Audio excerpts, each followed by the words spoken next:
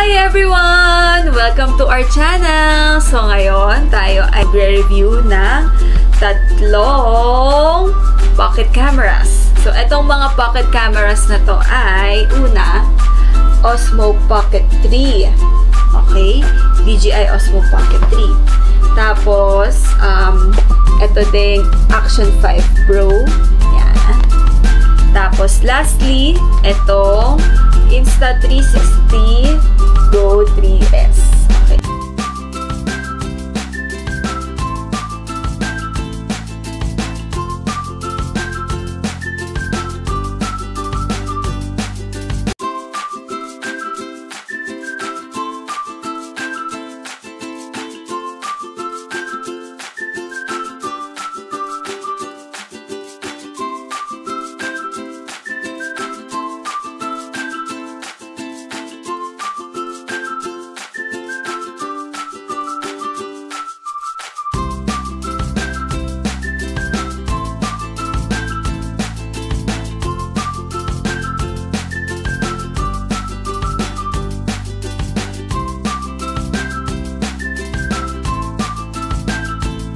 Mamaya, i-compare natin silang tatlong pocket cameras. Okay?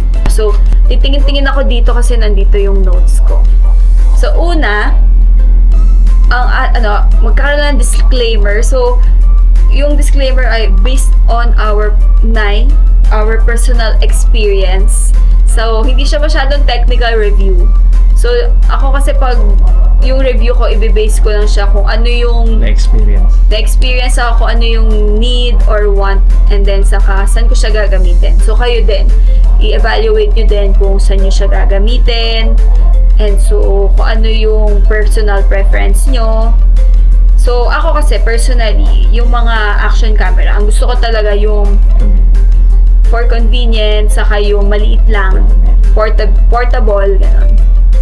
Tapos, gagamitin ko kasi siya for mga quick, mga daily vlogs lang, minsan sa bahay, or sa mall, like katulad ngayon, or pag lumalabas, or sa kung may errands, or minsan, kunyari, pag nag-outing sa beach, or pag magte-trek, or kunyari, mag-Japan, or magpupunta sa ibang bansa, so, yung may mga snow, or mga winter activities, yun. So, ako naman, yun nga din. Hindi din ako yung ma-aesthetic. So, parang gusto ko sana yung yung point and shoot lang. Functional lang. Yung pang record lang ng daily events, gano'n. Hindi pro user. Oo. Hindi pang lang. So, gusto ko lang yung, basta hindi masyadong, hindi kasi ako aesthetic. So, saka hindi rin ako mahilig sa mga cinematic shots. I mean, pwede. Kung point and shoot lang siya.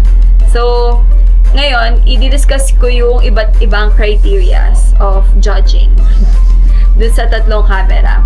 So, una is yung gaano siya ka-compact for travel.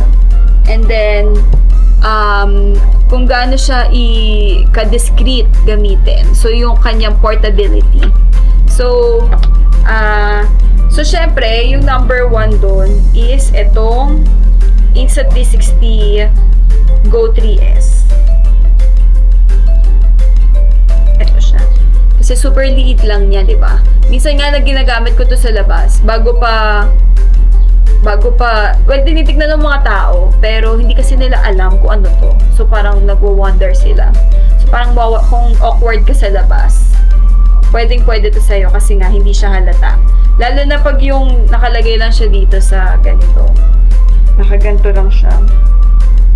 Hindi halata. Parang hindi alam na nagpo-vlog ka. So, kung mahiyain ka sa labas, pwede to.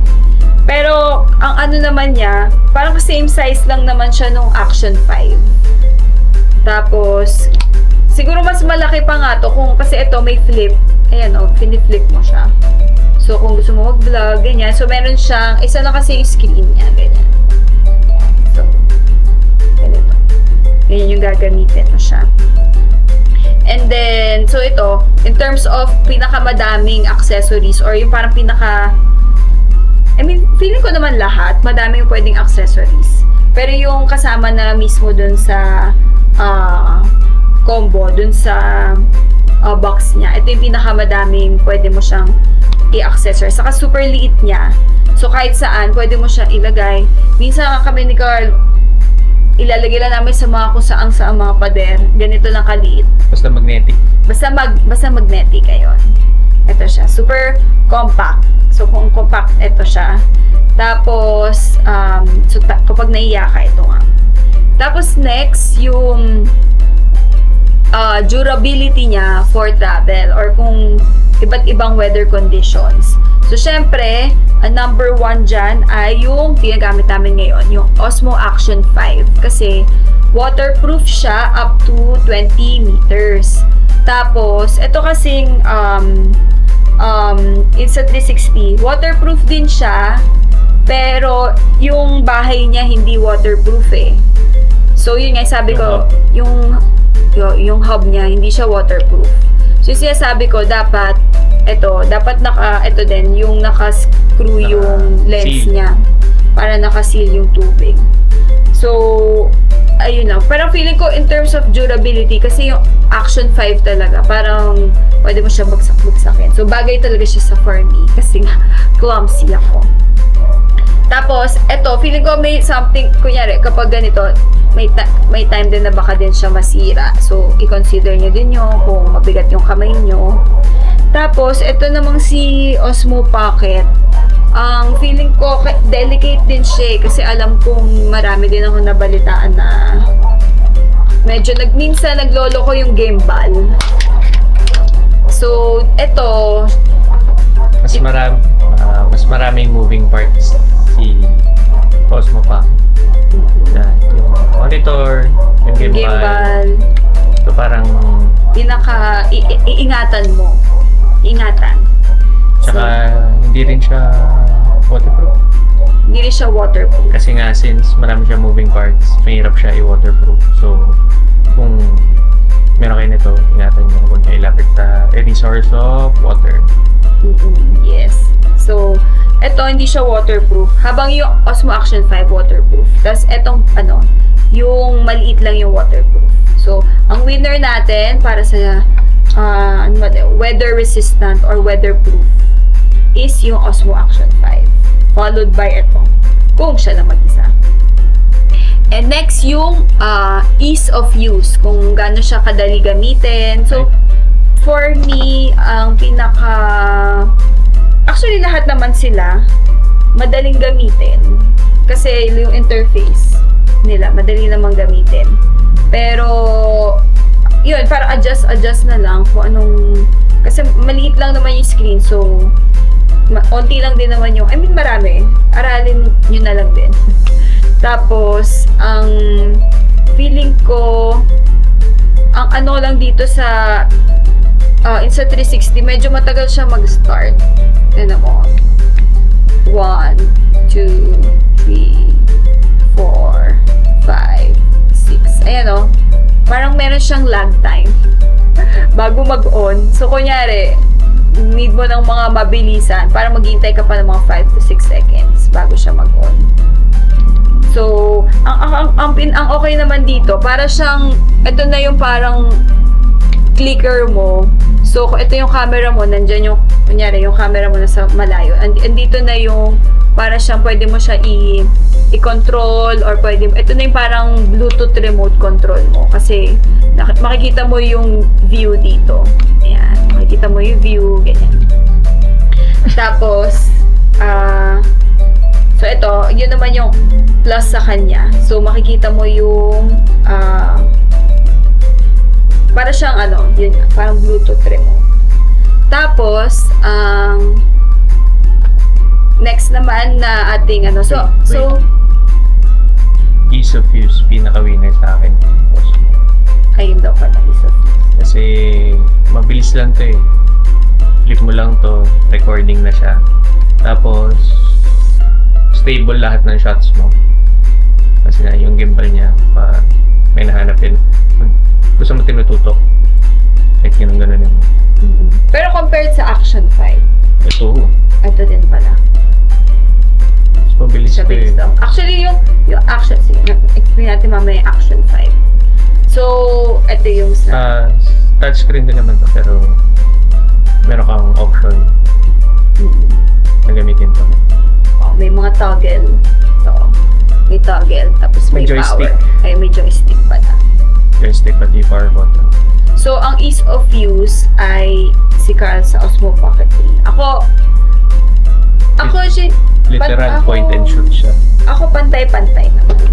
Pero ayun nga, sabi ko medyo may feeling ko, kunyari pag mabilis ang picture, ito, ang tagal niya ng bago mag-start up.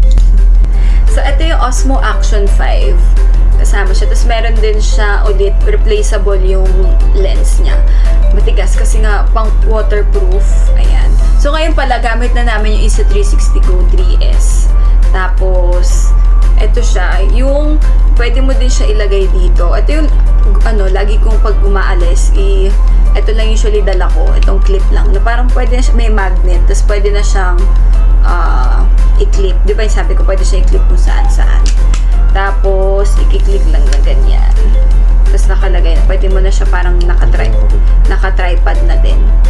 Tapos, ang ano ko dito is, yung sa ease of use niya, medyo matigas yung dito niya kasi nga 'di ba parang lahat ng mga buttons niya dapat waterproof. So I think parang merong sweet spot na dapat gagamitin mo lang yung parang ganyan lang siya para madali mo siya ma-click lang. Medyo matigas kasi nga naka-waterproofing. Pero aside from that, wala na masyadong reklamo dito. Yung ito, pwede mo din, ito yung parang quick capture. So, pag kinlik mo siya, pwede mo na agad pwede ka na agad mag-vlog. Tapos, agad-agad, mabilis siya mag-start up compared dun sa Insta360 Go 3S. Tapos, pwede mo ding, meron ka din dito, meron ka ding monitor dito sa harap, saka sa likod. So, compared dun sa Insta360 na ito, parang kailangan mo pa siya i-flip. Ayan. Ito, kailangan mo pa i-flip. Ito, pareho na siyang may monitor. May harap sa likod. Tapos, ito naman kay Pocket 3, meron siyang, ito lang yung monitor niya. So, either way, yan, ganyan na yung monitor niya. So, I think, kunyari, in terms of, durability, kasi wala masyadong masisirang mga, kasi as is na siya, wala ka nang igagano, wala ka nang iikot-ikot. So, yun lang. Reklamo ko nga lang yung ito, matigas siya. Pero, kapag ito naman, mabilis lang yung i-click-click mo lang tong pang shoot lang. Itong quick start, yun lang yung medyo matigas pag nag-change ka ng settings.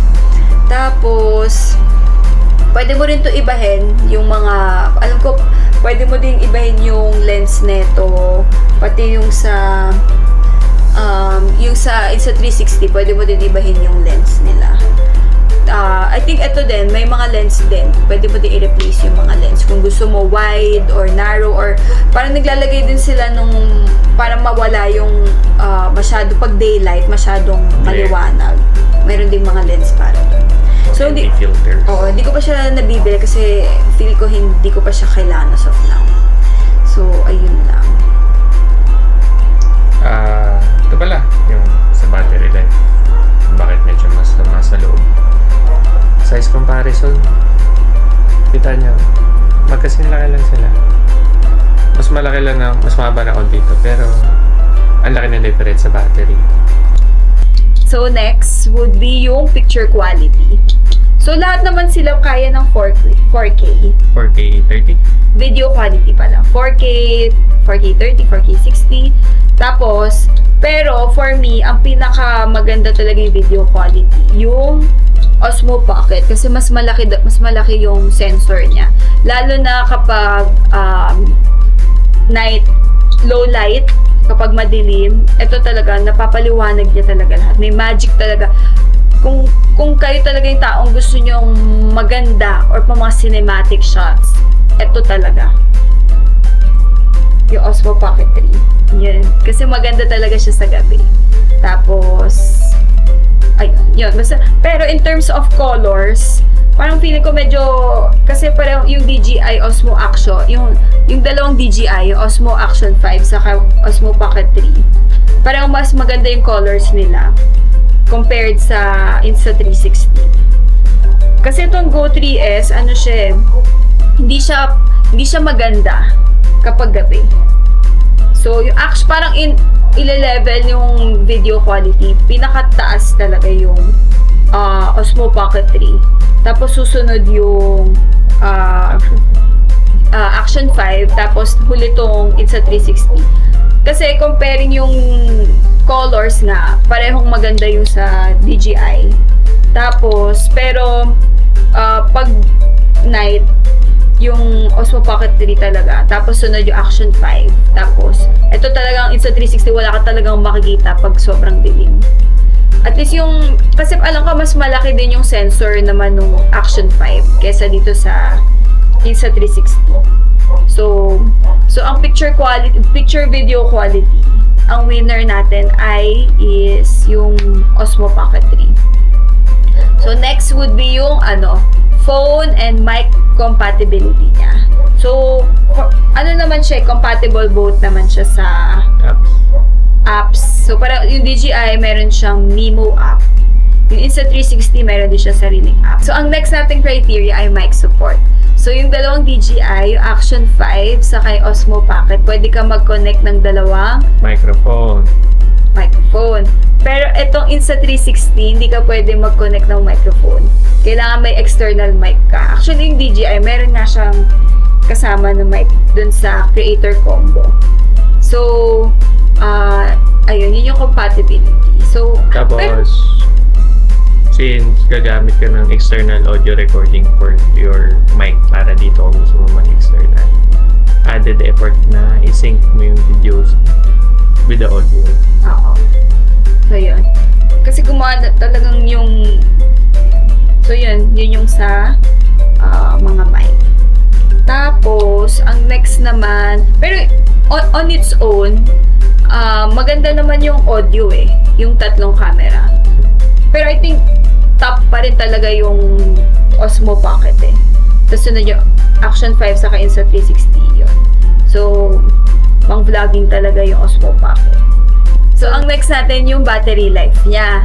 So, yung Action 5, meron siyang 4 hours na battery life. Basta full charge, 4 hours. Tapos, ano yan? Asterisk, depende yan kung ano yung quality. Hindi, yung 4 hours pang ano yun 1080p. Yung lowest quality. So, depende yan dun sa mga quality. So, kung mas... Pero, maganda sa kanya, may spare batteries kayo. Pwede ka magpalit. Oo. So, kunyari, 1080p lang yung gamit mo. Pero kasi 4K yung ginagamit kong quality. So, less than 4 hours. Pero siya yung, compared sa tatlo, siya yung pinakamatagal. So, winner for me talaga yung battery na Action 5. Tapos, pwede mo pang palit-palitan yung battery. Tapos, kasama pa yung, meron pa siyang charger. So, pwedeng-pwede talaga yan sa mga long travels. Yan. Tapos, ang next naman, dun sa, in terms of battery, yung Osmo Pocket 3, na meron siyang 166 minutes, which is equivalent sa 2.5 hours for 1080p. So, yung isa, yun yung sa Osmo Pocket. Tapos, yung Insta360, ito yung pinaka-maiksi. Actually, ito yung nakaka-disappoint. Kasi ang iksi talaga ng battery life niya. As in, minsan di pa kami nagsistart, ubos na yung battery niya. Nagsiset up pa lang kami, ubos na yung battery niya. So kailangan, kumbaga, may idea ka na kung paano yung shoot mo pag gagamitin mo siya. Tapos, doon na-charge naman siya ng hub.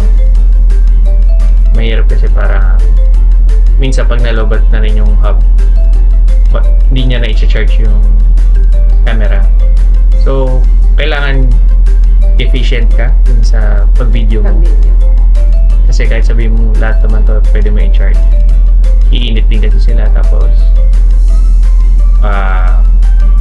portable nga, may nakakabit ka namang power bank. Oo, ganun.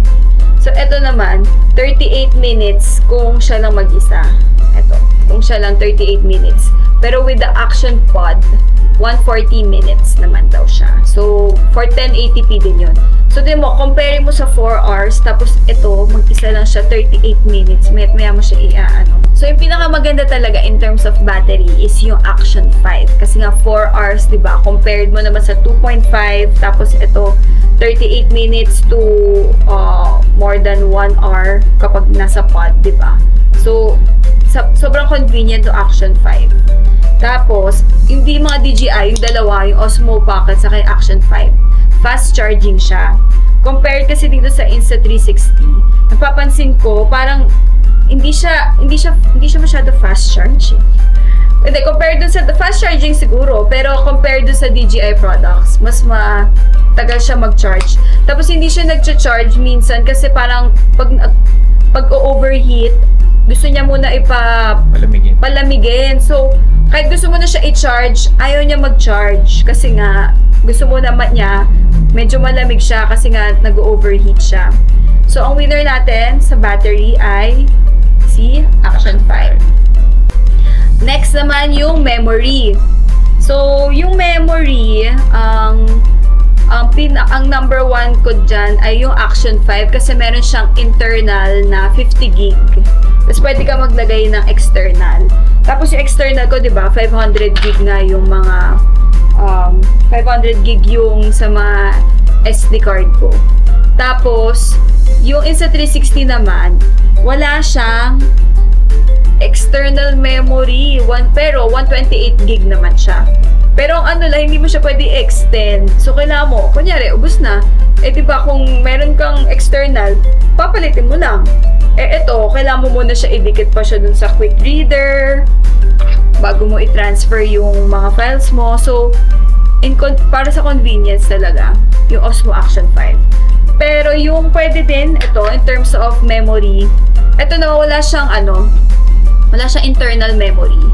Pero yung Osmo Pocket. Pero, meron siyang external battery. So, ang positive lang sa Osmo Action 5, just in case nakalimutan mo lang ibalik yung memory card mo, may backup ka na 50 gig. Pero ito, okay din to kasi huwag mo na lang kalimutan. Huwag mo na lang kalimutan yung external battery. So, yun. Para sa anong winner ng memory, Action 5 sa katong Osmo Pocket. Yung Insta360 kasi internal lang. So, hindi mo pwede malagyan hindi mo siya pwede lagyan ng external memory. Tapos, so, yung last natin is yung price point. So, comparing yung iba't ibang mga presyo. So, ito kinuha ko lang to sa Lazada. Yung mga official website nila. Pero, syempre, kung kayo, ako kasi yung iba, pinabili ko sa Kcam sa Thailand yung camera ko. So, minsan mas mura siya sa ibang bansa or mag-abang kayo ng mga double-digit sale, yung mga 11.11, 5.5, 6.6 sale sa Shopee, Lazada. So, i-compare nyo na lang, gamitin yung mga vouchers. Pero, yung official price niya online is sa Action 5 Pro, 27,990 yung adventure combo. Tapos yung standard is 22,190. So yung Insta360 Go 3S na 128 gig, 26,990 siya. Pero pag 64 gig, 25,490. So mas sulit na yung 128 gig kasi halos parang 1 to 2,000 na yung difference nila. Tapos, yung next naman, yung Osmo Pocket 3 Creator Combo, 37,490. Tapos, pag standard, yung 31,490. So, for me, yung pinakasulit talaga, actually, in terms of pricing, yung sa Action 5 Pro. Kasi, meron ka ng mga accessories, tapos, meron ka pa nung charger, tapos, meron ka pang 2 extra battery. So, kayo na bahala kung ano yung sulit for you. Pero, for me, yung Action 5. Yun yung pinakasulit. Tapos, ang next yung, ano na lang yung sa tingin kong para saan sila? Para saan sila. So, unahin natin yung Osmo Pocket 3. So, yung Osmo Pocket 3, feeling ko, ito talaga, pang daily vlogs. Kasi ito talaga yung maganda. Maganda talaga yung quality, fast charging, tapos, pwede lagyan ng external battery, tapos may gimbal pa siya, tapos pwedeng horizontal, vertical, tapos I think pwede pa siya yung ipa-follow ka niya. I-click mo yung sarili mo. Ayun, tracking. Active tracking. So, kunyari mag-isa ka lang, tapos gumagalaw-galaw ka, susunod siya sa'yo. Tapos, ito yung pinakamaganda sa low light. So, I think, pwede to sa mga long travels, kasi nga maganda yung battery life niya, na wala masyadong action activities, kasi nga, hindi siya waterproof, tapos super sensitive ng gimbal niya. So, yun yung para sa Osmo Pocket 3. Kung yun yung daily vlogs lang, tapos maingat ka naman sa gamit mo. Tapos, yung next natin would be itong, ito pala, yung ginagamit natin ngayon, yung Osmo Action 5. Which is, use siya sa, feeling ko pang mga long travel kasi nga dahil nga okay yung battery life niya, okay yung memory niya, tapos waterproof pa siya. So, pwede siya sa mga water activities, tapos saka kung clumsy ka, yun. Pwede rin siya kasi hindi siya sensitive katulad nito Osmo Pocket. Tapos, next yung Insta360 Go 3S. Ito naman, feeling ko talaga pinaka-advantage nito is yung kanyang discreet lang siya. So, kung ikaw nagsistart ka pa lang, nahiya ka mag-vlog, ito, yun talaga. Saka, maraming creative shots na pwede magamit dito. Kasi nga, super liit lang niya. Pwede mo siya ilagay sa kung saan-saan kasi super liit lang siya. So, kunyari, kapag ito, hindi siya pang long travels. I think pwede lang siya yung kapag aalis ka na for the day, tapos kailangan mong make sure na may lighting. So, parang ito yung camera na ikaw ang mag-a-adjust. Kasi nga, bawal siya sa madilim, bawal siya sa... Kasi nga, maiksi lang yung battery niya. So, kailangan mo siya maya i-charge. So, ayun. Pero, so, yun nga, siya yung pinakamagaan. So, kunyari kapag may lakad ka na, may errands ka, I think ito, pwede to. Mga quick errands, yun, mga quick vlogs, pwede tong Insta360 Go 3S. Tapos, so, if ever naman, so, yun lang naman yun. Pero ako personally, para sa akin, initially, akala ko yung Osmo Pocket 3. Pero, kasi nga, feeling ko masyado siyang sensitive for my clumsiness. So, I think dapat sa akin yung mas matibay. So, ang napili ko talaga parang yung go-to ko talaga na camera would be yung Action 5. Kasi, madaling ilagay sa bag, hindi mo kailangan, kunyari, kasi mahilig ako sa small bag. So, lalagay ko lang siya doon, tapos, kasama lang yung mga extra batteries. O minsan kahit wala na extra batteries, kasi 4 hours naman or siguro mga 3 hours kung 4K. So, mabilisan lang siya. Tapos, basta, for my, kung katulad lang nyo ako na gusto nyo na ng point and shoot, yung hindi nyo na masyado isipin, pwede yung Action 5.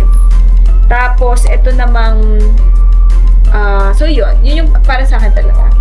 So, ang summary ko lang is, kung ano yung feeling mo bagay sa personality mo, isipin mo kung ano yung isi-shoot mo talaga.